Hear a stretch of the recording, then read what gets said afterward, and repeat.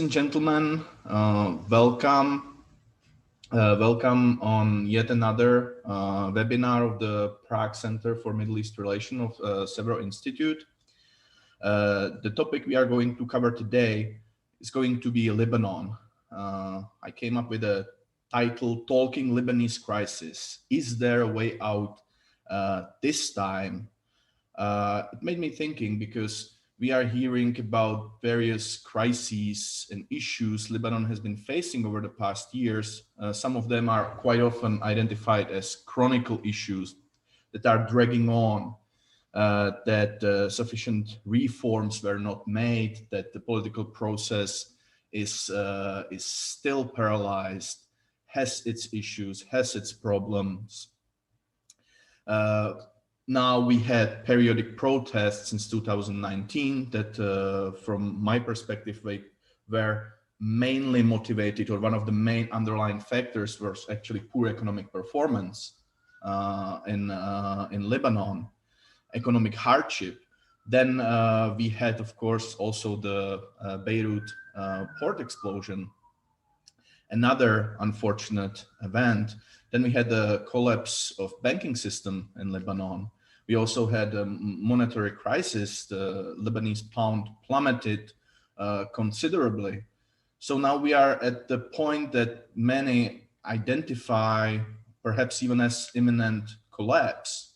And what made me think about making this event that I really couldn't find or read anybody presenting a simple way out of this, what should be done.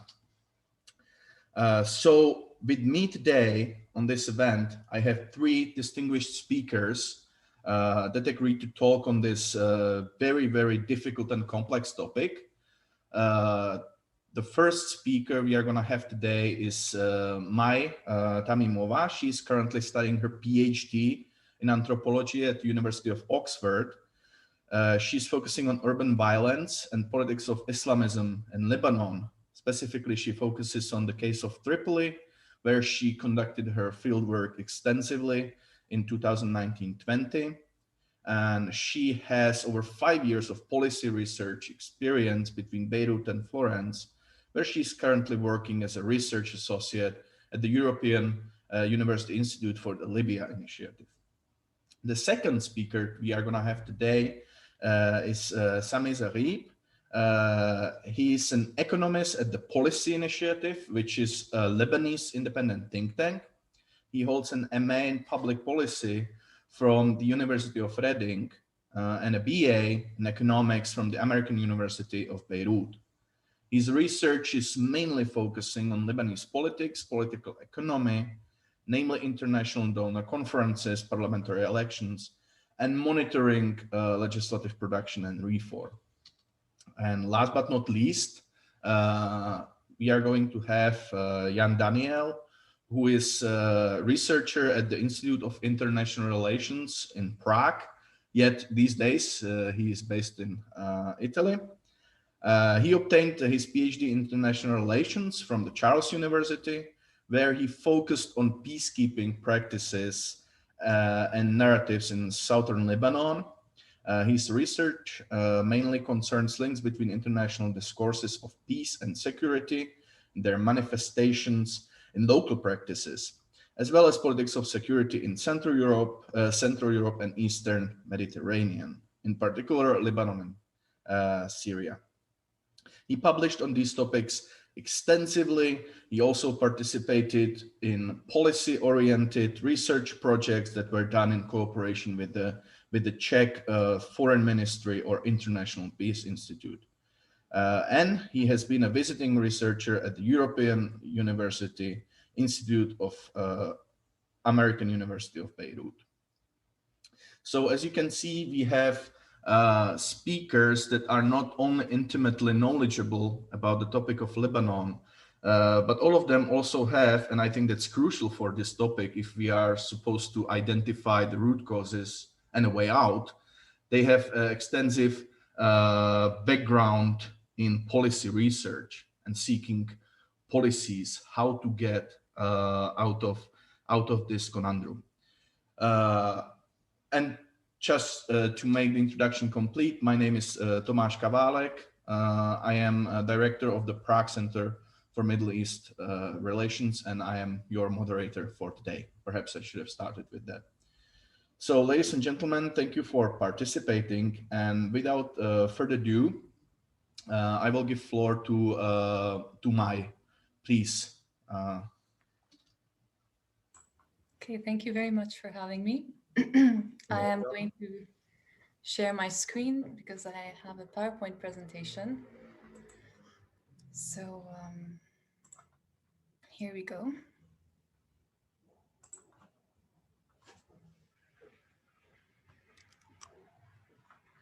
Perfect, we can see it. Perfect. Okay, so when you invited me to this event and after the introduction you just gave, I realized that there's a need to discuss very practical policies to get out of this huge lump of mess that you described, and which I also made a small list of to add to some of the things you were mentioning. So there's a banking crisis happening. There was a national uprising that started in October 2019, which was national across Lebanon. There is the August 4 explosion last year, which till now is not receiving proper investigation. This explosion took over 200 lives and also left many people wounded, and the lack of governmental interest in finding, the responsible perpetrators is actually a huge public issue.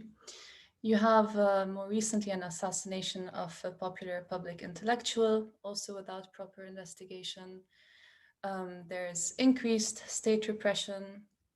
This kind of increased with the with the October 2019 revolution/uprising, and is continuing until today. A more secondary issue, actually, compared to Europe, is the mishandling of the COVID-19 pandemic. And then finally, connected to this banking and economic collapse, you have hyperinflation, cut of subsidies. But these are issues that I'm sure Sami Zgheb will enter into with more detail. And finally, when we take a snapshot of where we are in April 2021, there is an inability to form a government, there is a lack of setting an agenda, and there's an inability to receive any external funding in the way that has always been the case in Lebanon. Lebanon is a very donor-dependent country. So just to go back to my title slide, I took this picture in around December 2019, and this was in the middle of the revolution. And kind of all of these factors, even the banking crisis that is, has been taking place for the last, Sami will go into the exact date when this started, but it was being felt on the street very strongly around this time. And so many people were just going out to the streets, and this is what the revolution looked like. But back to the presentation. So since this is a very complex topic and trying to choose a starting date of how all of this started is very difficult, I thought to probably, since we are interested in, the financial institutions and the financial part of this crisis, I thought to kind of ask 5 linked, interrelated questions in this presentation, which I will go through one by one. And my aim is to give you a general idea of how it is that we got to this point, but the conclusions and the recommendations and the more policy-oriented solutions will be something that I can talk about later and with the other panelists. So this is another picture from Tripoli, and it's asking for the collapse of the sectarian system. And the real question is, what does it take to end all of this and all of this misery? So to start with my first question, how have state institutions been built up to keep financial elites in a position of power and immunity from external threats? And in order to answer this question, I had to jog my memory and actually go back to the history of Lebanon and the history of the formation of the state of Lebanon. So as you can see here, there's a picture of Beirut. It's a postcard picture from the 1940s. It's a very famous panorama. And you can see Beirut as, an urbanized, semi-urbanized city. It has a downtown. And the focal point of this picture is the port. And this port was a port that was taking in a lot of activity. Obviously, it is the face of, the West and the Arab world, and it was also used even more steadily after the loss of ports in Palestine. So, around the 1940s, Lebanon is coming out of the French Mandate. This is a 23-year period where you had French executives in top positions um, centralizing banking and trade operations in Lebanon, and also building up institutions that would last far longer than the end of the mandate period. So the French, but also I don't want to limit it to the French just because we're under the French mandate, because Lebanon was always open to Western trade from the mid 19th century onwards, even earlier. But the French had good relations, and Western powers had good relations with traders, with small bankers, with businessmen, with people who can, import and export goods.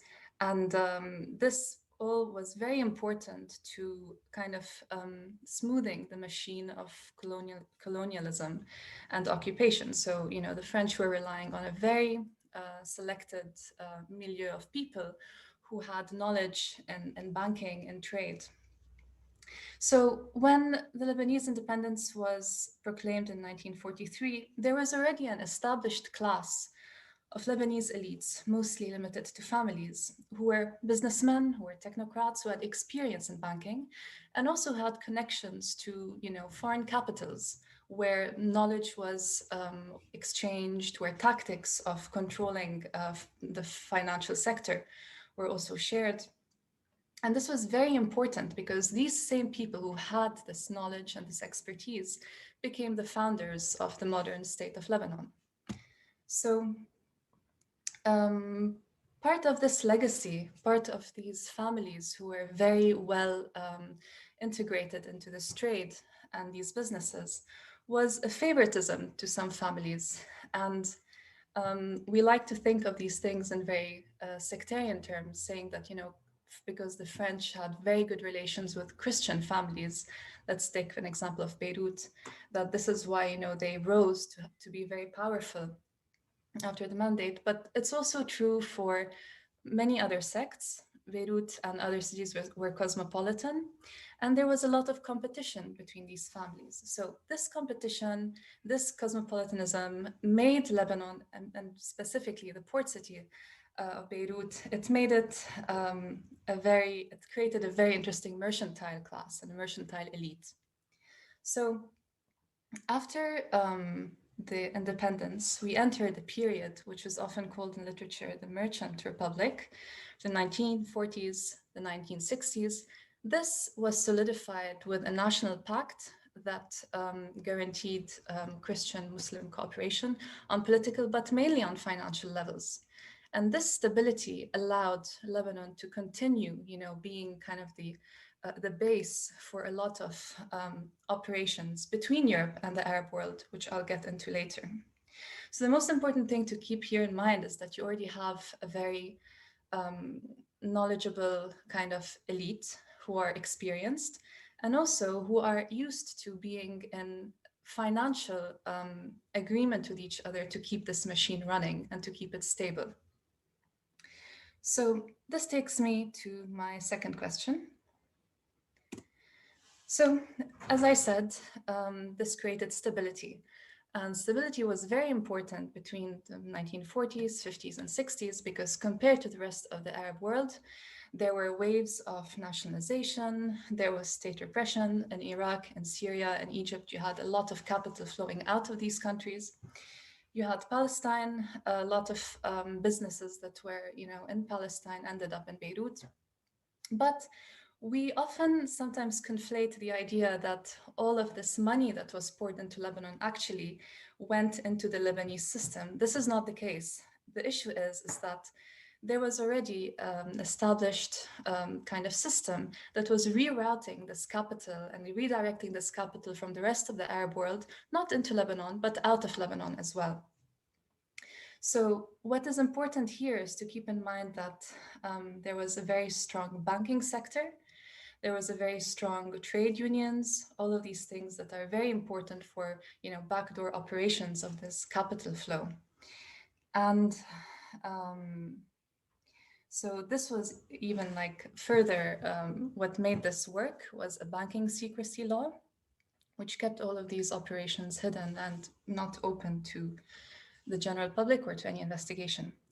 So now that we have this very prosperous banking system, and this is a picture from Hamra Street, I think it's in the 60s, maybe, I hope I'm not wrong, but you have a bank there, and you also, it was a very popular district for all the banks to kind of pop up during this time period. And actually, the central bank, Beirut Central Bank, is located on this street, at the end of the street. So, as this banking sector was just getting bigger and bigger, obviously other sectors of the economy, such as industrial sectors, other productive sectors, were not being invested in. There was no interest to invest in that, and they were shrinking. So, by this time, in the 1960s, going into the 1970s, you already had kind of established ways of doing the economy, of running the economy. You had finance, you had issues such as tourism, real estate, that were all linked to these kind of to this capital. And sorry, a very important thing that I forgot to mention was the petrodollar also, which was the reason why Lebanon was being used for the as a backdoor operation room for all of this flow to leave the Gulf out into other parts of the world. Now, I know that you might be asking that, okay, am I stuck in the past? But this is very important because there was a very strong connection between some families who had access to this bank, to the keys of this banking sector. And this also, even though it was very stable, in reality, not really, because internationally, politics were changing. Internationally, the flow of capital was changing. And this allowed newcomers to the stage, such as Rafi al-Hariri, who then became prime minister after the Lebanese civil war. But it took even a civil war, and this is something that actually some scholars on Lebanon talk about a lot, and I'm basing this on a scholar called Najib Hourani. Actually, there's a very financial reason why a civil war took place, and part of it was to make room for these new financial elites to go into a system that was very well organized for decades. So now we're here. We have the redevelopment of global and regional lines of capital, and this suited a very neoliberal world, a very post-Cold world, and this also reflected on the representation of politics on a national level. So now I might be going into a slightly different thing, but there's this question. So why is this system, this financial system that I'm talking about, how does it reinforce sectarian loyalties, and why does it keep people divided on the ground? And the thing is that sectarianism is always used as the origin of all our troubles and all of our woes. But the reality is that by keeping, sectarian leaders on the ground, kind of embedded in daily politics, continuing to isolate communities between each other, you have these politicians on the ground who are strongmen, who are zaims, but at the same time, these same people have a double face, and they are the same technocrats, they're the same financial and political elites that run the country on a national level. So you have this schism, you have people who are very connected to a very political way of running the economy. They wear suits, they're well educated, but at the same time, you need to keep things on the ground stable, and this you do it by being a sectarian leader. And as we know, sectarianism is very divisive. It is very easy to fall into sectarian differences. And this is something that Lebanese political leaders and Lebanese political financial leaders have been using for decades to keep people divided on the ground. And I know that this might not be very related, but I just find this kind of duality between people who are, dressed in suits, are meeting global leaders, are running our banks, but also the same people who are, also they need to be part of this very communal and sectarian way of doing politics. They also need to be um, attractive to their local populations. They need to work on these two images. And actually, I mean, I'm an anthropologist, so I wanted to just share this maybe very out of place quote, but it's a quote from a Lebanese anthropologist, sorry, not Lebanese, British anthropologist named Michael Gilsonan. And he has this book, Lords of the Lebanese Marches. He basically was trying to describe this phenomenon of, this politician who who is a minister in Beirut, but at the same time needs to keep his appeal to, the community that he's embedded in. So I'm just going to read this here. So the Lord is at ease on his palace balcony, and this is back home in his village. So the villagers below can see him quietly smoking the water pipe. And that act is an important detail in the spectacle of appropriate forms of power. In Beirut, he smokes cigars, and he has smoked one when photographed for the newspaper, as is customary for the wealthy modern politician. But here in the village, his nargile is the appropriate sign of his status. Nargile and water pipe are the same thing. So just to play on these two things, it's very important to recognize this duality by Lebanese politicians who are very savvy in playing these two cards. So there are two more questions that I wanted to answer, but I know I'm running out of time, so I'm going to keep it really brief. And there, since 2015, on a very grassroots level, but also for much longer than that, but 2015 was a breaking point. Is there a comment for me? Okay.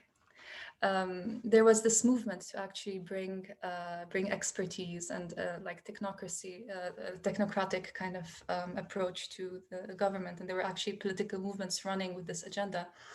But I would just like to say that thinking about the financial and political elites that are in power in Lebanon now as people who are lacking technocratic expertise is actually sometimes not the best approach, because yes, at some level those on top do, but they are equipped with a very experienced army of experts and of technocrats who can actually go in and keep the status quo that I talked about in the beginning.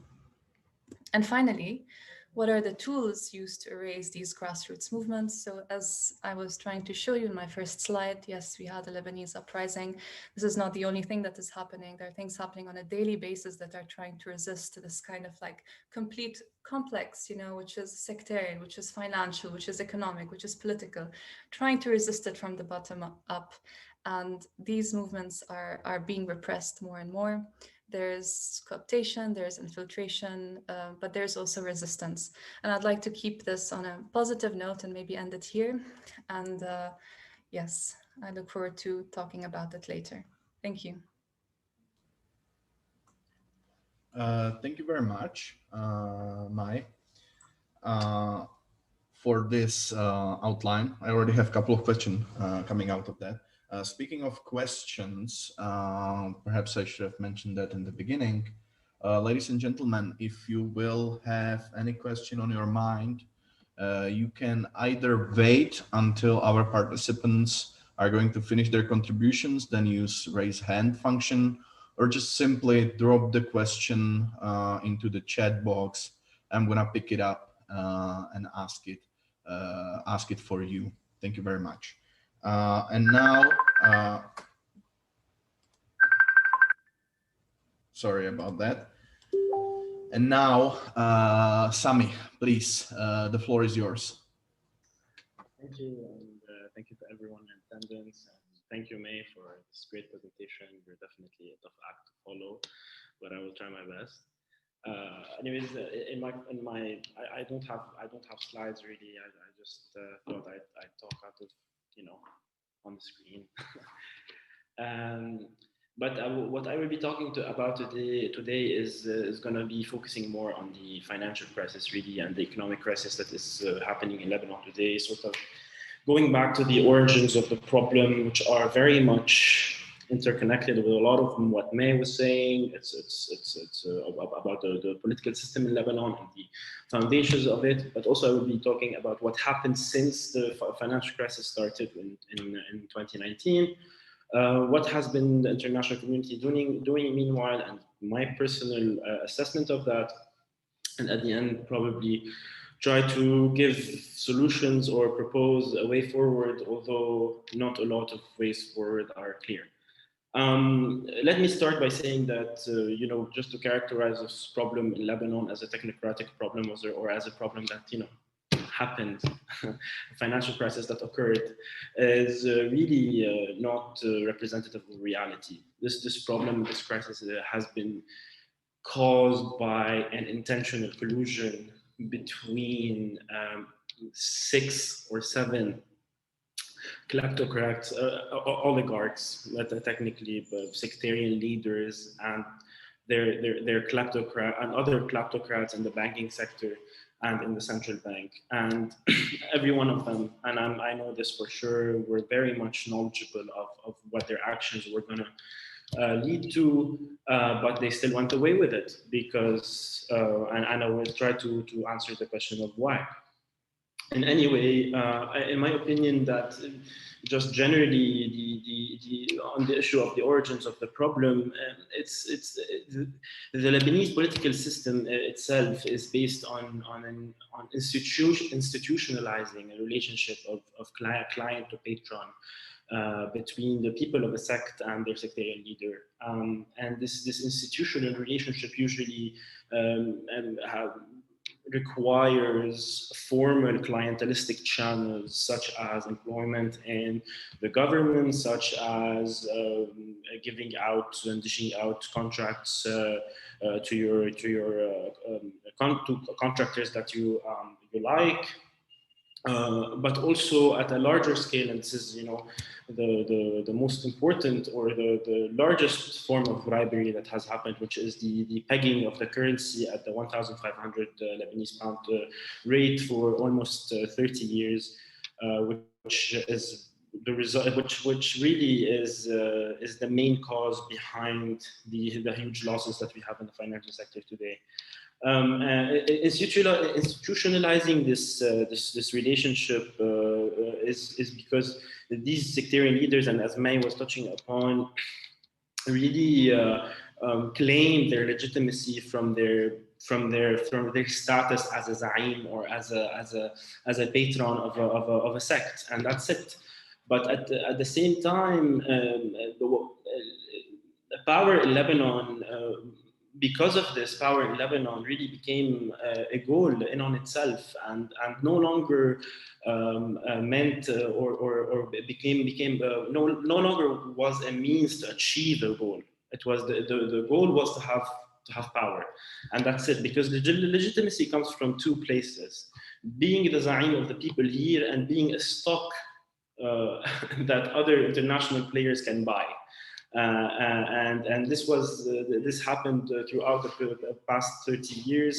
These people who are in power, these 6-7 leaders, were all trying to serve not the national interest, but they're trying to legitimize their claim to power to serve the interests of international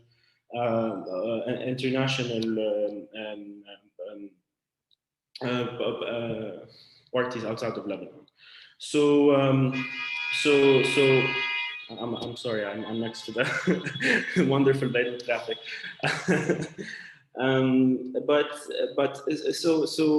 So technically, this system that ran on this need really for institutionalizing this relationship ran on an assumption that the funds to run this machine, this clientelistic machine that is the Lebanese state, this extractive machine that is the Lebanese state, you have unlimited funds. that funds coming into Lebanon, particularly those in foreign currency, were unlimited. And this was the bet that Hariri, for example, made in the post-war economy while he was designing the post-war economy, because he was betting on peace in the region. He was betting on Lebanon becoming something like a very hardcore, hyper-capitalistic neoliberal model similar to Dubai. And foreign investors, be it the Arabs or other people, would be investing in this, liberal heaven in in the Middle East. But obviously, this bet was lost in '97. After all the peace talks were halted, and he lost. But unlike leaders who actually are accountable for their lost bets, they decided to continue move forward. And that's where actually the crisis in Lebanon started taking shape. The first time the crisis was felt was back in the day. We had an episode of inflation, and then Hariri, through his connections, was able to bring in some foreign currency into the country, rebalance the exchange rate, and then exchange rate was fixed in '97. But also, this was not it. In '98, the Lebanese banks decided that they wouldn't like to lend the government in Lebanese pounds anymore, and they wanted to lend the government in US dollars. And this is something that Hariri and Sanyura and all of these leaders, economic leaders of that era, gladly accepted. Which meant that the Lebanese government started borrowing in a currency that it cannot, it cannot print, or it cannot have. So this happened in '98 based on a collusion between all of the political parties and all the political leaders in the country. Definitely, speaking of the political leaders of that era, which are a bit different, many others were added to them later on. But this was also not enough, because the foreign direct investments into the country were still low. And then we had the first international conference in 2001, actually, which was called Paris One. And that conference that happened in Paris, brokered by Hariri and Jacques Chirac, aimed to prop up Lebanon's foreign currency investments and FDIs into the country. And another one happened in 2002 because the situation wasn't good. And then in 2000, and this propped up even more, and it was bigger. So all of this was, these international conferences were conditional aid programs to Lebanon, but none of the conditions were obviously made. In 2005, Hariri died, and then in 2006 we had the war with Israel. The post-war construction propped up our foreign currency once again, which was very convenient. Then we started crashing again in 2008. Just to tell you that this assumption, how fragile it is really.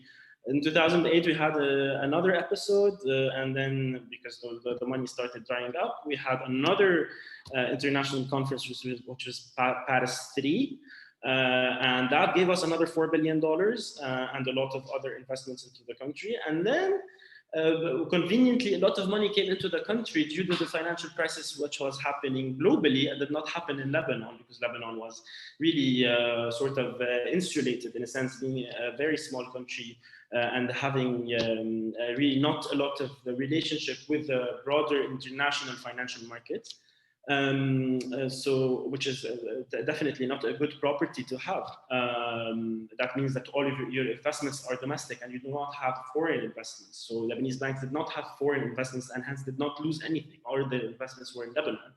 But it was convenient because a lot of Lebanese and international investors who were fearing leaving their money in international banks sent their money to Lebanon, and this brought into the country, estimates are rough, but people talk about the tens of billions of dollars. And this drove actually economic growth, and most of the money was essentially being invested in two things. One, financing a real estate bubble, and we used to see here in Lebanon these very nice fancy high towers which are vacant, but also on the other hand to finance the government deficit, which was $5 to $6 billion every year, most of it in hard currency. And not in Lebanese pounds. And then you had also the Lebanese banks venturing outside of Lebanon and going and trying to be bankers outside of Lebanon and failing miserably at it. So this is where the money was really spent. There was no plan, there was no vision for how to invest this capital inflow in a way where you can put the country on a sustainable path. Rather, the money was just blown away. Now, if I may talk about the reasons why not a single decision was being able to be made on the economic level, it's because really thinking about Lebanon, I don't think about governments, I don't think about central bank, I think about 6 people. I think about 6, 7 people in power, and that's it. And the rest is just the ceremonial entourage, really. But each one of them in their sect have oligarchs, have bank owners, have poor people, have teachers, have civil servants. They represent a sect, and the sect has all the classes. So you cannot choose to go and really bargain for something that would hurt the teachers because and benefit whatever, the youth, for example. Let's say every economic decision, technically you are benefiting someone and hurting someone. You cannot benefit a class and hurt another class, because the people within your sect will start to delegitimize you. So this is why they were not able to take any decision whatsoever. Just keep the ball running, buy time, bribe people through fixing the exchange rate at the 1,500 Lebanese pounds to the dollar rate, giving them a consuming ability that is way higher than anything else in the region, and then hoping for the best. And that was it. But in 2011 was actually a turning point, because in 2011 what happened is that the Syrian crisis started. In 2010 we had 11% in GDP growth. 2011 we had rock bottom again. 2011, because of the war in Syria and the spillover of the war in Syria and Lebanon, because of the changes in the geopolitical, atmosphere, really, foreign investors started fearing putting their money in Lebanon. A lot of them started actually taking away the money out of Lebanon. So we had capital inflows and outflows, and this was translated by a negative balance of payments that started in 2011 and persisted to 2019, right? And this means technically that more money was going out of Lebanon than money going into Lebanon. In 2015, and this is where the criminality really, all of this is criminal, but this is where the criminality really takes shape. In 2015, the central bank decided to run a financial engineering scheme, which essentially ran a Ponzi scheme, really, and by giving investors egregious amounts of interest rates, taking the money and then spending the money both on maintaining the peg and financing the deficit, right? So buying time. And all of this money was essentially the money of the Lebanese depositors. We came to a situation in 2019 where this the banks really, their foreign currency reserve really was depleted. And we started seeing the early signs of the crisis in 2019 when the Lebanese banks started imposing informal capital controls.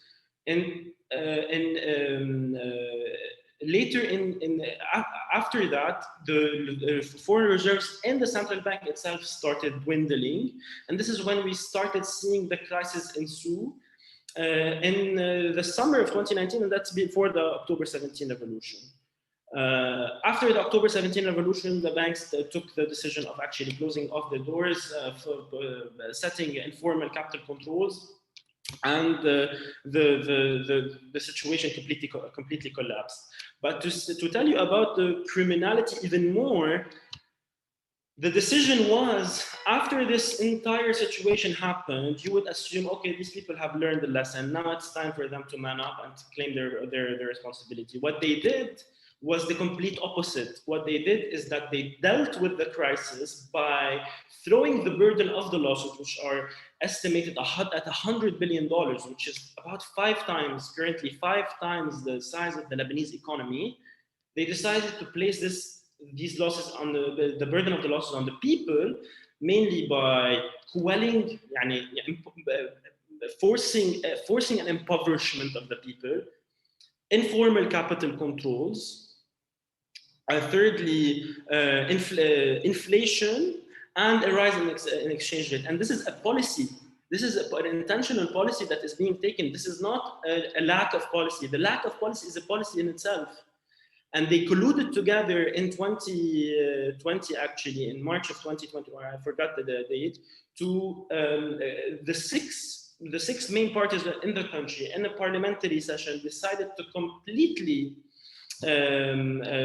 block the plan of the Lebanese government to negotiate with the IMF, because they discovered that negotiating with the IMF means that their own personal interests will have to be questioned and will have to be threatened, and hence they decided not to do anything. And the way we are going currently, there is no solution, because these people will not be able to take any decision whatsoever, because it will delegitimize them with the people, and it will hurt their interests. So there is no solution in Lebanon if we don't really, if we cannot really change the entire political climate in the country, have new responsibles and new people in power in the country. And I wanted to talk about the international community, but I think I don't have more time to do that, and I will leave that to Jan. So I think that's it. I just wanted to say that really, for me, I cannot see this. This is definitely unsustainable. This is definitely going to lead to a very dangerous place in the country, particularly that the narratives that are ensuing are narratives of divide. Because it's really easy in these moments of duress that we are living in, that the political entrepreneurs in the country, who are technically, warlords, take advantage of the situation, build false narratives to divide the people and veer away and distract them from the actual causes of the problem, which is very much a problem of class and a problem of financial criminality. So I will leave it at that. Thank you. Thank you very much, Sami, for actually painting very provocative and pessimistic picture for us. And now to the final speaker, Honza, please, the floor is yours. Perfect. Many thanks for invitation, Tomáš. It's actually, despite I'm being based in Prague, this is my first time that I'm speaking here at Severo, at least virtually. And what I will try to do in the next 10 minutes, I will try to complement what May and especially Sami were saying. And well, despite not really being an economist, my short intervention will mostly be focused on kind of international responses to Lebanese economic crisis, something that Sami kind of described here in very big terms, and I would say in very accurate terms.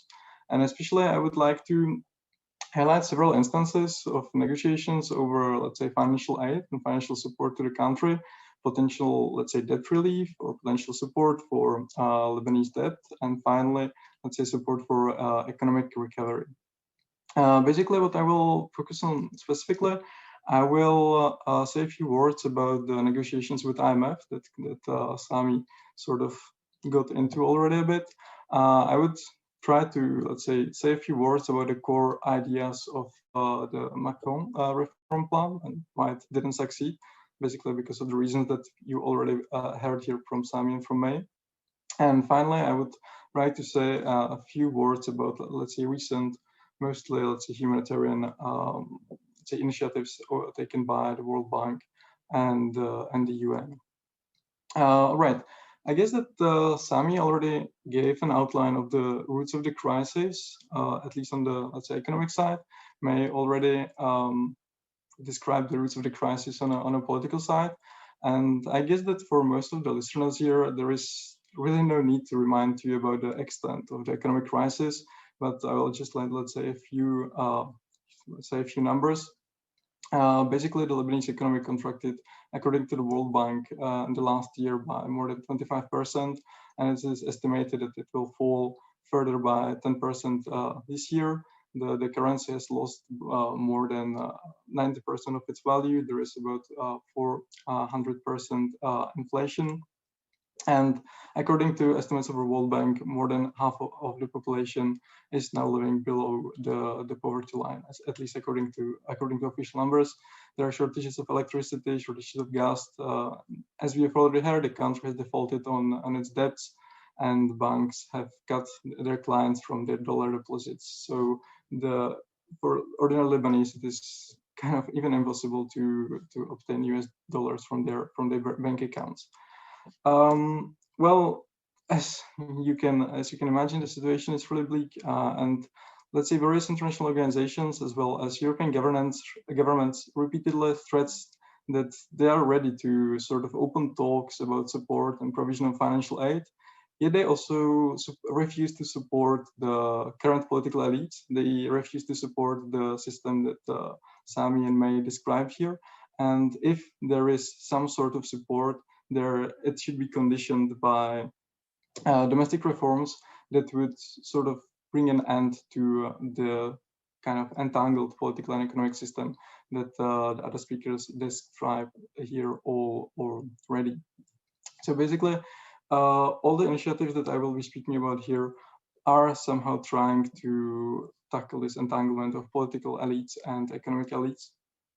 And they are trying to devise some, let's say, form of support that would rather ameliorate the situation than entrench the existing problems. That being said, I cannot say that I'm like complete supporter of these international initiatives, but it's good to know what has been tried, tested, and what failed. So first, let's say I'll say a few words about the IMF approach. Basically, more than a year ago, Lebanon defaulted on parts of its debt, valued at 31 billion American dollars, if I'm correct. And in May 2020, so a year ago, it formally opened negotiations with the International Monetary Fund in order to raise funds for at least part of the debts accumulated by the central banks and in the banking sector more generally. The talks between the government and the IMF proceeded somehow. The specific details of the plan remain until now kind of not really clear and until now under some sort of negotiations. I'll get to that later. But let's say that early versions that were reported in media mentioned the provisions of $10 billion of more loans rather than like direct aid. But also, apart from that, the traditional, let's say, neoliberal combination of structural adjustment, privatization of state-owned enterprises, raising taxes to stabilize the budget revenue, and so on. So basically, the standard IMF package. So this plan is supposed to somehow stabilize the Lebanese budget, is supposed to somehow ameliorate the, let's say, financial situation of the banking sector. But as many has pointed out, it would disproportionately impact especially the lower classes, the poor. And well, when we are speaking about the poor, like currently now more than half of the country is actually living under the poverty line. So if Lebanon would go this way, we can imagine what kind of impact it would have on let's say, ordinary people. However, the discussion between IMF and the Lebanese government already stalled last year, and they did not really go through due to disagreement between the government, head of central bank, and after the resignation of the Abbas government in August 2020, they came to complete halt. And currently, the talks are on hold, with only some minor technical discussions being held with relevant ministries, according to IMF statement. And Lebanon is still kind of expecting this form of budgetary support, and IMF repeatedly urges the formation of Lebanese government, something that hasn't happened since for more than 8 months, if I'm not mistaken. So basically, on IMF side, nothing much is happening due to, let's say, lack of agreement and due to absence of partner on the Lebanese side. To the Macron plan, probably something that most of you have heard something about. Basically, following the explosion in Beirut port in August last year, a new and highly medialized initiative was put forward by French President Macron in something that was supposed to, let's say, help the country. In short, what was proposed back then was that Macron's team prepared a list of especially political, let's say, economic issues ranging from electoral law to let's say, reform of energy sector and so on and so on. Basically, reform of basically all reaction to all the problems that Lebanon faced in, or most of the problems that Lebanon faced in past 3 decades. And the French then invited members of all Lebanese political parties to, let's say, try to find some sort of common solution to this problem within a quite short time frame. As an incentive, Macron proposed to organize a donor conference that would fund these reforms and provide a boost to the economy. So basically, what Macron was trying to propose was this like nearly a fairy tale solution of reacting to all the political problems and all the economic problems at the same time. However, the plan failed. It failed quite fast for several reasons. First, for lack of specificity and too big ambitions that could not really be realistically met within the time frame that he proposed.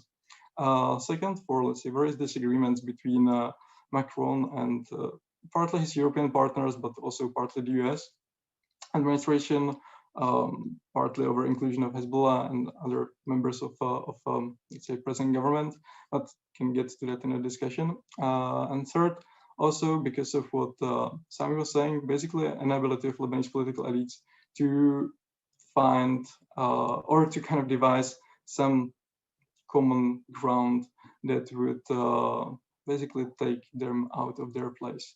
So out of the reforms that Macron proposed, nearly nothing has been implemented since August.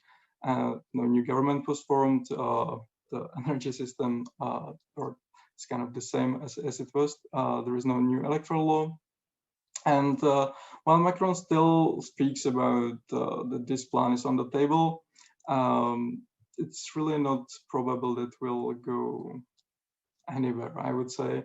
And especially, let's say, French government, Macron himself now speaks about increasing pressure on Lebanese politicians to make them, let's say, cooperate, but without any specific details. So there is some talk about new sanctions. There is some talk about some new other incentives, but it's not really clear how he wants to push this further. Finally, basically the only initiative that is sort of going somewhere, at least for now, is the one devised by the EU, the UN, and the World Bank, called the Framework on Reform, Recovery, and Reconstruction. And this one combines the humanitarian part reacting to the destruction of the port in Beirut and other acute, let's say, humanitarian needs in the country, and the political part that is ambitious than Macron's plan, yet it's still supposed to provide, let's say, broad reforms of governing institutions in the country, whether economic or political. Basically, out of this plan, the humanitarian support or the humanitarian part of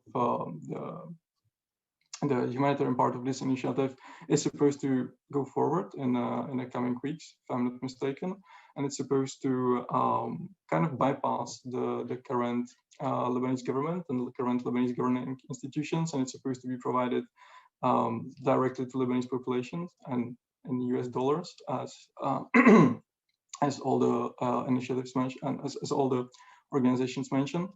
The political part is somehow going forward through the inclusion of the main donors, the, let's say, Lebanese government, and also members of civil society, but at least formally, but without any sort of more specific directions. So whereas there are kind of signals from all the sides that there is some willingness to do something, far as I know, there hasn't been much of a progress, and I believe that Sami can kind of complement or kind of add something to that if our listeners are interested.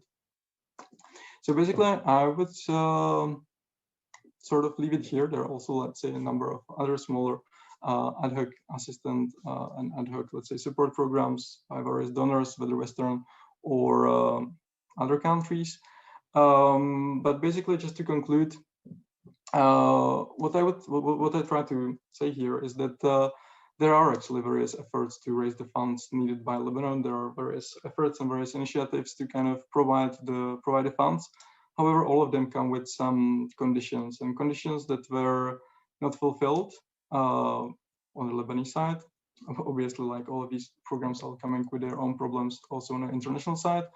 And if you are asking me, Tomáš, how this can be overcome and how this can be solved, I'm afraid I don't have an answer for that, because basically there is so far like a lack of still common agreement on the Lebanese side what should happen, and without that, I'm not sure that anything can happen in the near future. Okay, that was my part. Thanks. Thank you very much, Honza. Well, just to continue with where you finished, what seems to me from you and what Sami was also saying, and partially even I mean, it seems to me that the Lebanese political elite across sects, they so far think that they didn't hit the rock bottom yet, that they still don't have to adjust, reform, take compromise into losing their power, influence, going and get their personal interest, for example, to obtain international help. So my question actually to all three of you is, what else has to happen for them to realize? I mean, do we have to have a civil war, widespread uprising? Do we have to have such deep humanitarian crisis that people, which is something unthinkable, I would say, a couple of years ago, but now not so far away, that actually you would have people not able to sustain themselves, even when it comes to the food security, right? So what else has to happen? So that's my first question actually to all three of you. And I would like to encourage audience to ask questions either by the raised hand function, or just by dropping your question into chat, and I'm gonna be picking them up. So my first question, as I said, what else has to happen? What else has to collapse? Where is the rock bottom that is actually gonna provoke some change? So that's number one. And second question, actually, for all three of you, I heard the word Hezbollah only a few times from Honza, and my question is, what's the Hezbollah's game? How do they react to this crisis? Are they benefiting? Are they having issues? Because during the protests and insinuating issues, we saw even unthinkable, some kind of dissent and expressing protest against Hezbollah, even in their core areas in the south, which is something that was not really common before. So those are my two questions just to start off the discussion. And please, Mai, Sami, Honza, the floor is yours if you want to pick them up.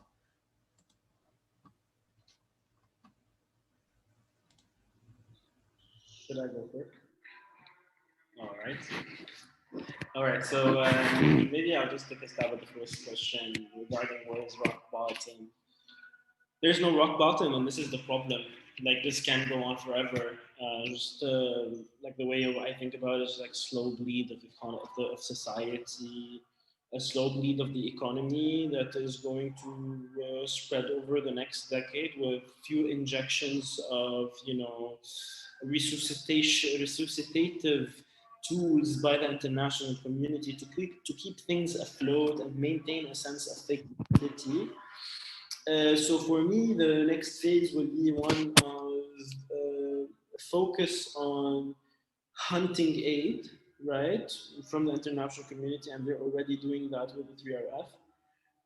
And secondly is to focus on keeping the military and the security agencies together to be able to, give the carton of aid to the people, and then if they say something, hit them with a baton. And this can go on forever, but the problem is, and this is something that's already happening, and I think this is the biggest problem, and this is the biggest loss. Forget the 100 billion, forget everything. This all can be written off. But the main problem is the deep societal change that is happening in Lebanon, particularly given the negative coping mechanisms that people have been forced to allude to, such as primarily immigration. And the wave of immigration outside of the country, particularly of that nucleus of educated young people who are supposed to shoulder the country when you want to get out of the misery in the first place. But also secondly, on the level of education, people being forced to throw their kids out of school because they have to choose between school and food. Health, people not being able to spend money on their healthcare anymore. So these negative coping mechanisms will really change society in a way that it will not resemble itself 10 years from now. So Lebanon that we saw between 1990 and 2020, which was just this era of, whatever you want to call it, with the society that we will see in 2030 will be totally different. And with it comes new political norms and no new societal norms and whatnot. So this is on that point. There is no rock bottom, and this is the most scariest part, because if there's an end to it, come at me, end it. But there is no end. As for Hezbollah, and how did they deal with the crisis? I mean, for me, Hezbollah I'm not for the rhetoric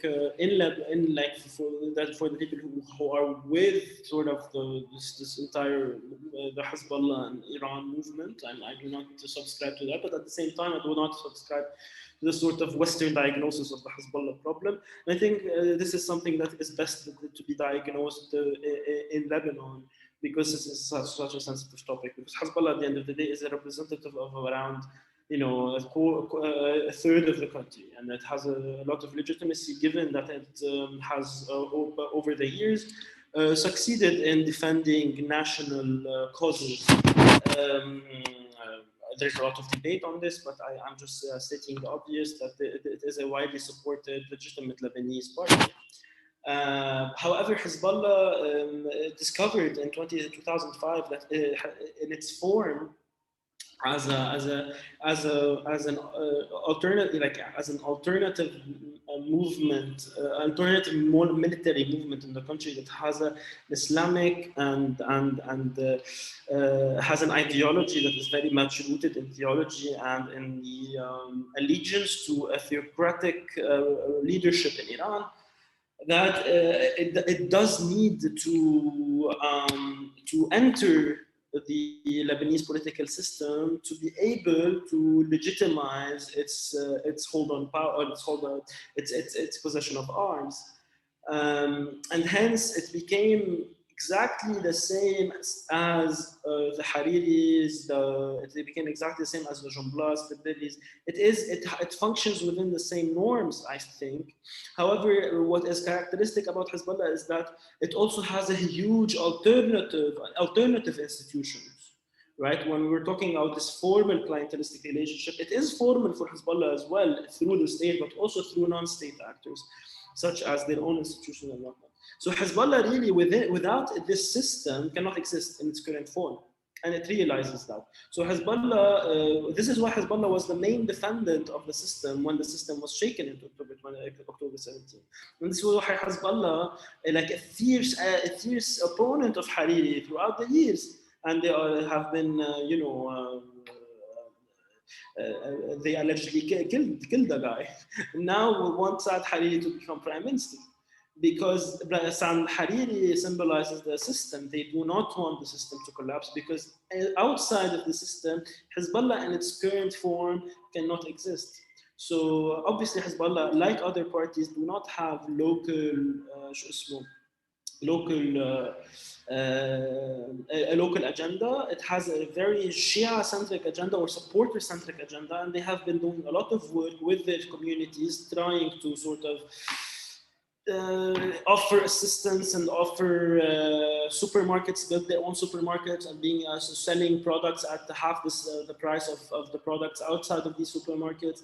They pay their staffers in Lebanese dollars, Lebanese dollars and US dollars. So they did try to respond to the crisis, but only to their supporter group, because these are the only people that they need. So this is my 2 cents on Hezbollah as well, and that's a thing. Thank you, Sami. Thank you. Mai Honza. Sure, I'll step in.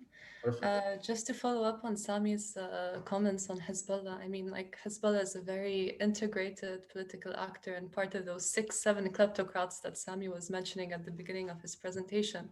And so obviously any consultation will have to involve them. And, you know, even Hezbollah was, you know, changing opinions on loans and just anything to get an aid or any funding into the country.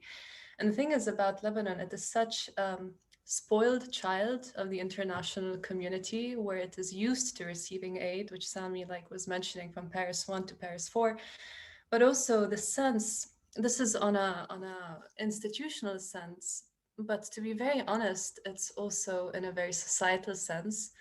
I mean, recently I was talking to actually someone who was really older, but there was a huge crisis in Lebanon in 1958. There was a mini civil war. So I'm going back that far again with my history, but you know, the port basically stopped working for a few months, and everyone was just waiting to see what will happen. The same happened in the Lebanese civil war, but then, you know, money started coming in again, things were resolved, you know, solutions were found. And there's this very unconscious kind of in the Lebanese psyche, this hope and expectation that the situation can be salvaged. And this is something that I actually even, you know, witnessed in the beginning of the uprising, the October 17 revolution. You know, as Sami said, the dollar was pegged to 1,500, but then it started becoming 1,750. It started, the Lebanese lira started losing value. Yet people, you know, instead of, we're all like, okay, you know, it's okay, things will go back to normal, someone will come in and, you know, invest and stabilize our currency. So there are these conflicting things, and the issue of what you were mentioning about, yes, what is rock bottom? There is no rock bottom, as Sami said. I mean, in the middle of this crisis where, you know, so many, more than half the population is on a poverty line, with the minimum wage now, you can't afford, you know, a decent meal. In the middle of all of this, you still had politicians, you know, going out to restaurants and having fine dining in broad daylight. And the reason they can still do that is they're actually, you know, they have very strong security around them. You know, you have one minister who, I mean, I always laugh at this, but, you know, you have in some places ministers who go around on bicycles, but in Lebanon, you have them with convoys just in the street blocking, you know, half of the country, just to go for a drink or for dinner in some fancy restaurant and return home. And this is something that is extremely, obviously people see this and they voice their dissent against this. But at the same time, I mean, these people had a civil war and they were pardoned after it. So the expectation of, you know, being able to really unroot them, to remove them, it's there. The hope is there, but the application is very hard. And in reality, you know, this kind of sectarian way of doing politics, it's not just in people's own opinions, you know, that or religious affiliations. It's not that at all. We know that sectarianism works in all spheres of people's lives. It starts from the simplest things, like trying to procure anything you need, you know, like electricity, water, it relies on your connections with people within, you know, these sectarian militia kind of communities. And these things are very hard to just overturn overnight. And it's not just a matter of public opinion and or sectarian affinity, as like is mentioned a lot in Lebanon. It's much more integrated into that. If you really want to remove these people, you need to remove all of these networks through which they work. So that is also my 2 cents on the issue. Thanks. Thank you, Mai. And last but not least, Hamza. Thanks.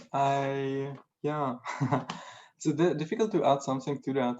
So especially to the rock bottom part, because I guess I can only like agree with what was said here.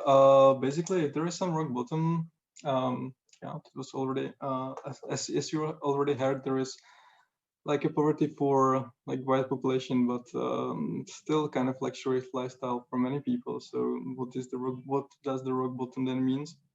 I would agree with Ami that probably it might mean the, let's say, the breakdown of armed forces and breakdown of like basic order and stability of the country, which is something which is fine for, let's say, local elites, but which would bring especially international actors much more strongly in. And then we can probably think about something like sanctions, something like increased pressure to find some form of, if not like definitely not reform, but some form of solution. But whether this is like a truly rock bottom, yeah, I'm afraid it might get much worse. And speaking about Hezbollah, I mean, it's difficult. It's kind of like on one hand, it's difficult for me to say something meaningful about Hezbollah being not based in Lebanon, and on the other hand, it's much easier for me. So I guess that what I would say there, that yeah, obviously, like there were a lot of reports coming out that the economic crisis is impacting their constituencies as well. They were able to provide them with some more money, as Sami mentioned, with some subsidized food or other basic stuff that people need. But it's definitely not fine. Like people are not moving upwards. It's more of a stagnation. It's something that I guess people can survive, but it's not something that you want to have that you want to have for a long time. And just what May and Sami was saying, that yeah, Hezbollah was kind of fine with, as far as I know, Hezbollah was fine with the IMF deal. Hezbollah was fine with kind of a lot of quite strict reforms that were going quite strongly against what was the party officially standing for and the previous decade. So I believe that for them, as both other speakers said, for them some sort of stability is actually the primary thing. But I would add one more thing to that. I guess that like for Hezbollah, like the current situation is also not that hard because it already has some form of like say networks. It's already able to kind of move in shadow economy. It's already able to bypass sanctions. It already has its way how to, let's say, raise money through some other means. And I guess that there is a lot of talk of in Lebanon about like the smuggling that is going on to Syria, and a lot of people would say that that's something that Hezbollah kind of benefits from as well. So it's not all bad for organization like that is involved in many parts of kind of very informal economy and can find its way around. So much for me. Thank you very much, Hamza. Actually, we have a question from audience that is concerning Syria. Jindřiška Silová from Severo Institute is saying Lebanon is not isolated. What impact will have the situation in Syria on Lebanon? And I think we can also add vice versa. Because from me focusing on Syria, at least a little bit, despite that's not my main area of interest, I can feel that Syria can really feel economically what's going on in Lebanon. So if any of you guys can elaborate on that a little bit. Are we having? Yes, we have another question from the audience from Kamo. what is the connection, again, Syria? What is the connection between what happened in Syria on the recent situation in Lebanon? The economic problems, for example, in Syria and Lebanon are, in my opinion, mutual problems. So how it affects on the situation now? And then it seems there's only partial sentence. Oh, so if we are talking about Hezbollah, then we are talking about Syria and Iran. Yeah, of course. So maybe you can elaborate, because we were talking a bit about, no, actually a lot about international bailout programs and plans that originated in the West. Is there anything cooking up, not only in Iran, but we may also talk about other Middle Eastern countries for Lebanon? So that are the two questions from the audience. The floor is yours.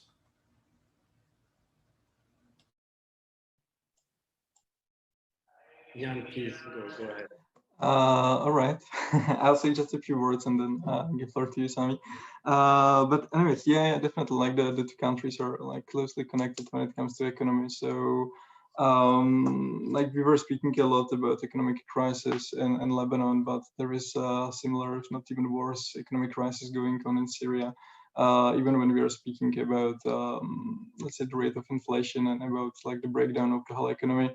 And it is obviously partly a result of civil war and partly a result of basically the collapse of Lebanon, because a lot of Syrian businessmen, a lot of Syrian, like part of Syrian economy actually works through Lebanese banking system. And when a Lebanese banking system collapsed, so did so did actually Syrian economy.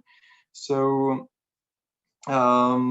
sure, the countries are closely connected, and yeah, like the collapse of Lebanon is making things in Syria much worse than they were before, and they were already pretty bad. So that's what I can say about that. And I guess we can return to other countries and their involvement in Lebanon, and let's say other round or in the next round. I'll now move to Sami. Yeah, thank you, Jan. Just on the closeness between Lebanon and Syria, I mean, definitely, I mean, economically speaking and not politically speaking, they are within the same economic system technically. Lebanon and Syria are very closely related together, and this is why the war in Syria in 2011 really sparked this entire decline in Lebanese economy that started back then. It was one of the problems, but it is not the main problem. It is definitely what sparked it. But the structural problems in Lebanon made it much worse. So we did see the effects really clearly, and we continue to see how the Lebanese economy, and this is really important, what Jan said, is how Lebanese economy also is hurting the Syrian economy, because there's a very much a lot of closeness between those, since the Lebanese financial system and has a liberal, whatever that means, economic system, and hence a lot of Syrian businessmen and whatnot were really benefiting from that to run business, and they also had in Lebanon we have banking secrecy, so a lot of them really, particularly those that were trying to run away from Syria, deposited their money here and done their business from Lebanon. But at the same time, it is important to understand that the Syrian crisis and the influx of refugees to Lebanon, although it is all usually brandished as something that really hurt Lebanon economically, there is an argument to be made there that it actually did not do that.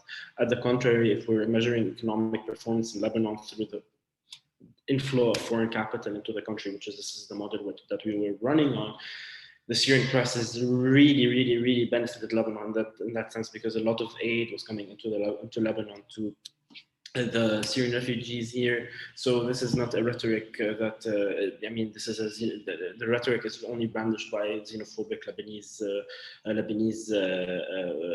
leaders who are trying to blame other people for their own parents. As for the question on how the other countries are doing and what are the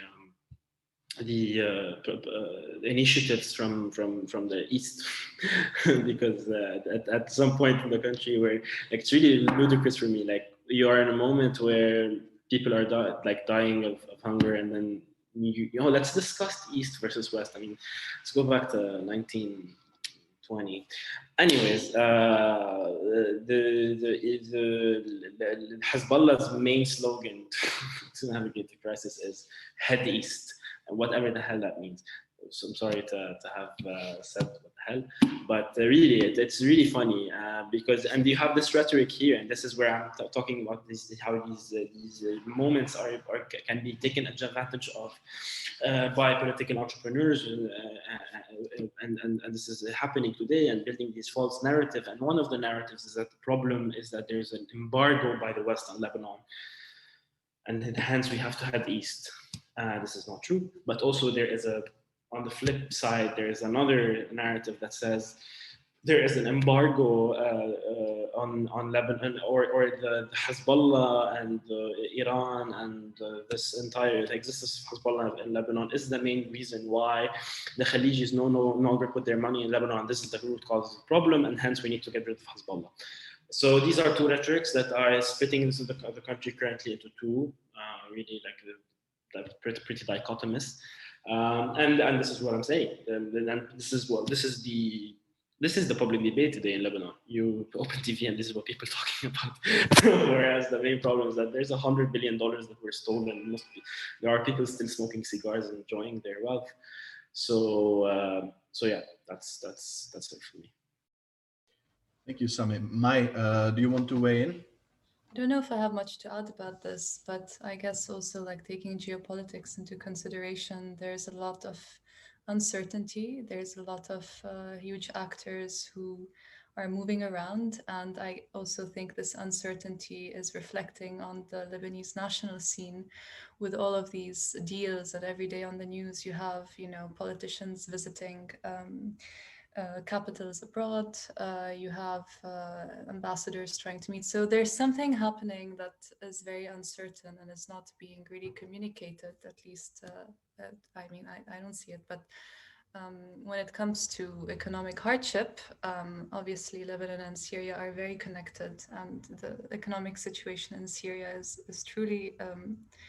truly monstrous. And also there is some reshuffling happening there in some economic institutions in Syria, which also are creating maybe some sort of kind of lull or a pause in how to kind of decide on which direction to take Lebanon itself.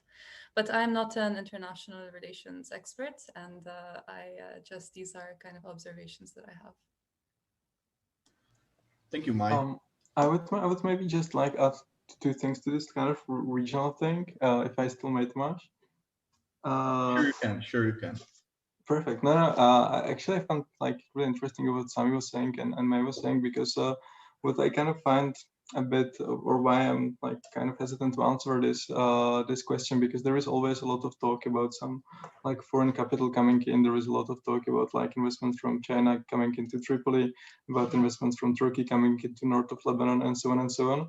So there is always like a lot of talk about like foreign actors coming in, and obviously maybe something might be happening, but it's very difficult to prove what actually, and often it's like a lot of let's say smoke and mirrors, and not that much of a specific thing that you can actually prove it, that you can see.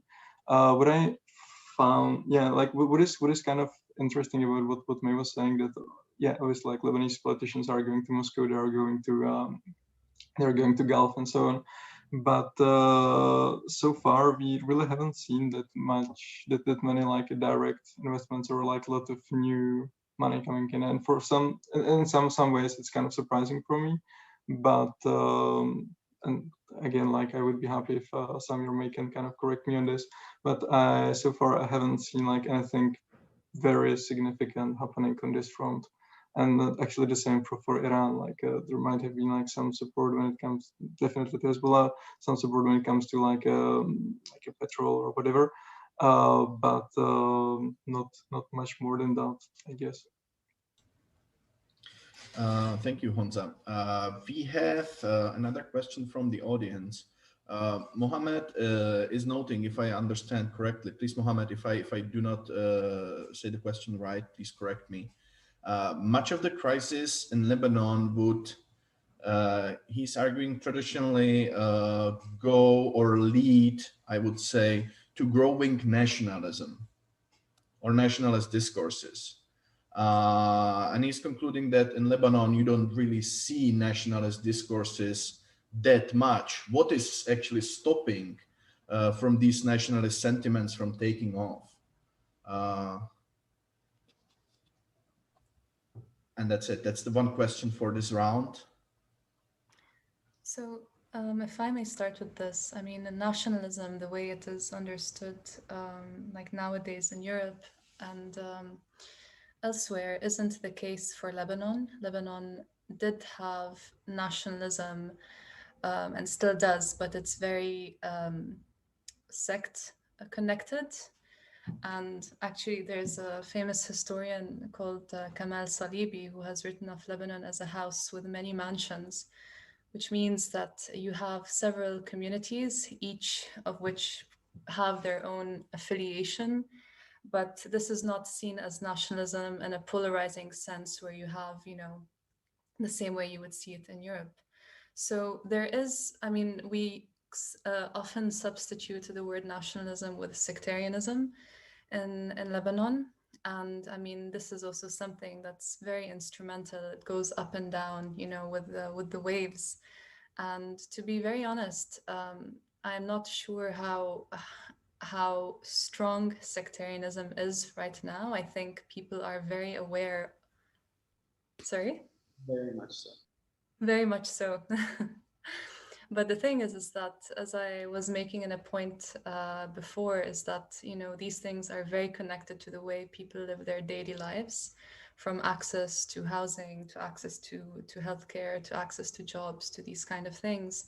It really kind of sets the stage for, trying to fold into your community. And even if you wouldn't want to, I mean, when you have no other choice, you do need to use any network available to you.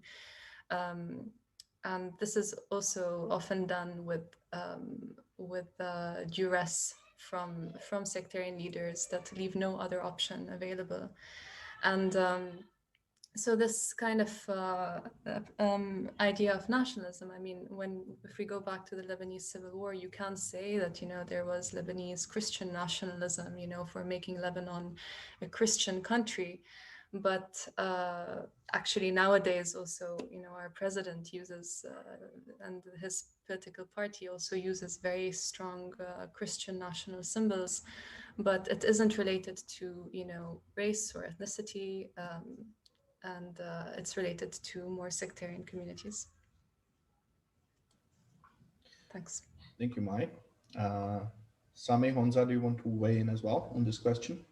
Yeah, I'll just add really quickly to what Mai was saying, that I do perceive, I mean, just living here in Lebanon, I do see that the nationalist rhetoric of the Maronite identity of the Lebanese concept. They call it al-Kayan al-Lebanese. So the Lebanese concept and Lebanese this is something that we are seeing growing more and more. And we actually have a lot of new parties calling themselves new parties, or new people coming together under a new camp called a nationalist or the sovereignty camp or something like that, CAD.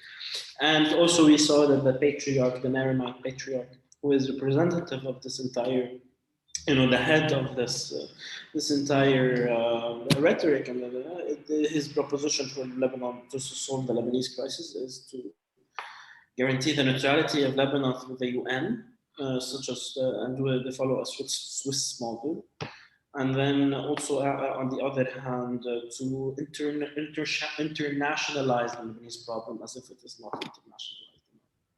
And this is something that a lot of people in Lebanon, particularly within the Christian Maronite, nationalist circles, really speak to them, and this is something that they are pushing for. But again, this is a narrative that really has nothing to do with the root causes of the problem, and at best, it won't lead us anywhere, and at the worst, it could lead us somewhere really, really ugly.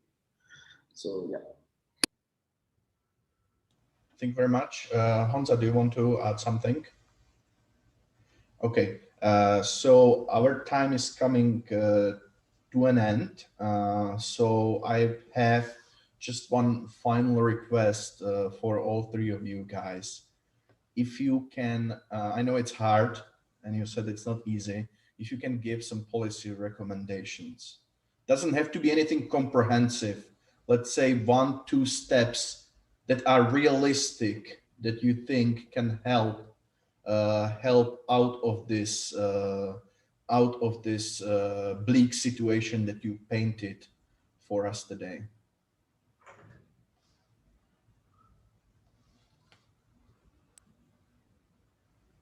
Come on, I don't want to be first every single time. Okay, I'll just go then. For me, the policy recommendations that can be given that the problem is not a really this is the problem. Like when you give policy recommendations, it has to be a technical problem. Technical problem is really easy, and I mean everyone knows what the policy recommendation is for the economic crisis and everything. But I think the recommendations have to do with the political end of things. And I think the main policy recommendation would be first, the international community, if it wants to play its role in Lebanon, should appreciate that it is a political power. It is not just like comes in and tries to help in this vague, tiptoeing around sovereignty and no, خلاص, you are a political power. You should leverage your position as a political entity in this country to push for an agenda. And we can only hope that the agenda of the international community and the agenda of the Lebanese people can intersect. Because otherwise, if we want to wait for the Lebanese people to build their own agenda, it will take us 10 years. And by then, we will probably be living in famine. So for me, the international community to that needs to use political instruments, not only conditionality, because conditionality obviously doesn't work, and do not rely on civil society, because civil society is just an extension of donors. So it's not a real game changer. So that's, and on the second level, on the more policy implications or policy recommendations, how we can approach this problem, given that the problem is very much political and that we need to change the Lebanese political system. I think people need to re-subscribe to the state, because the only thing that can challenge the narratives that exist, that are splitting the people and pitting them against each other, is the national narrative and the narrative of the state. And to do that, the state needs to claim back its position as a provider of service. So I think for me, the main priority currently in Lebanon is to do things. First, to offer free education, and secondly, to offer free basic healthcare. Because if people see that their state is giving them healthcare, is giving them the education first, this pulls out a lot of the tools that the political parties have to, monopolize the offering of these services through their own institutions and building clientelistic channels through that. But also, it helps the people feel help them, achieve this independence that they have, or break this dependence that they have on the Zaim and the party and the sectarian leader, and really feel like they need to subscribe back into the state. And I think these are very, very essential things. And sadly, not the international community is not pushing for those, and pushing for poverty targeting programs and neoliberal World Bank, Washington consensus solutions that will take us nowhere. Thank you, Sami. Mai Honza, the floor is yours. Should I, or? Go ahead. All right. It's kind of difficult to give specific policy recommendations for me, especially seeing people in the audience who are in much better place to give for such as NGO members, or even people from the Czech Ministry of Foreign Affairs. But basically, I really like what Sami was saying. I kind of have problem with the concept of international community, because who is actually that, and who definitely there are international organizations, but there is no such thing as international community, because there are interests of different actors and whatever. But apart from that, I kind of can definitely subscribe to the thing that he was mentioning about supporting the basic functions of the state and basic, let's say, governance functions when it comes to provision of public services, but not public services on a very general level, very specific things that are needed, such as education, such as healthcare, such as basically all these things that has been either privatized or has been kind of sectarianized, even though it's like a horrible word to use, or has been given out of the state to the private hands. Apart from that, I kind of not completely against poverty reduction, I would say.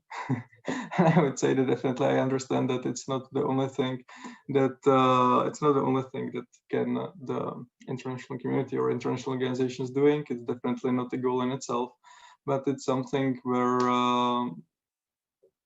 international actors can play significant role, at least to kind of, let's say, stabilize the situation at some point. And I do agree about like how that this is taking a lot of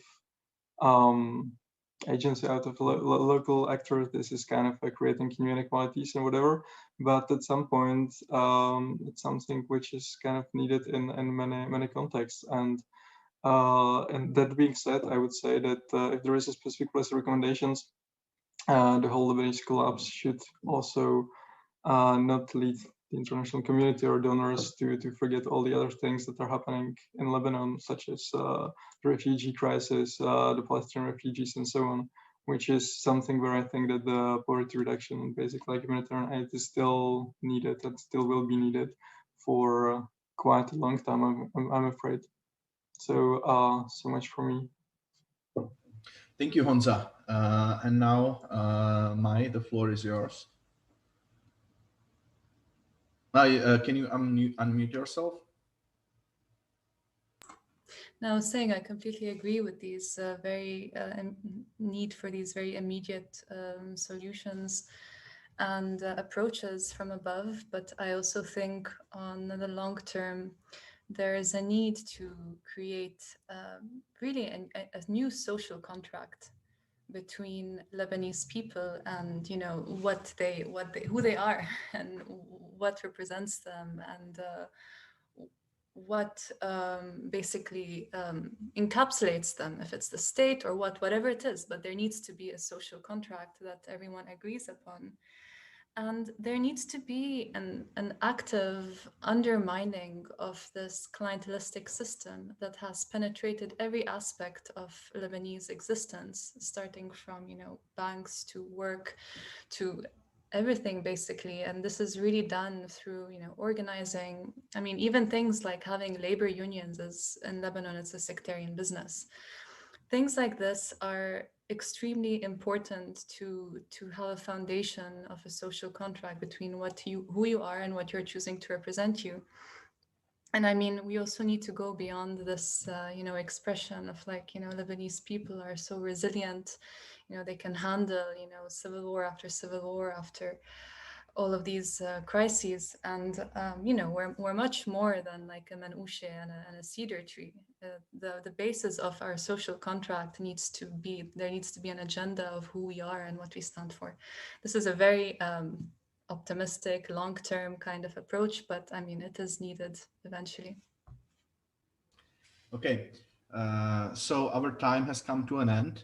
We actually spoke a little bit longer than we should have, but I still feel we should have another session in the upcoming months because a lot of things remained untouched, despite you covered a wide range of issues the Lebanon is facing. So thank you very much for your contributions. Thank you very much for trying really hard to give me some policy recommendations.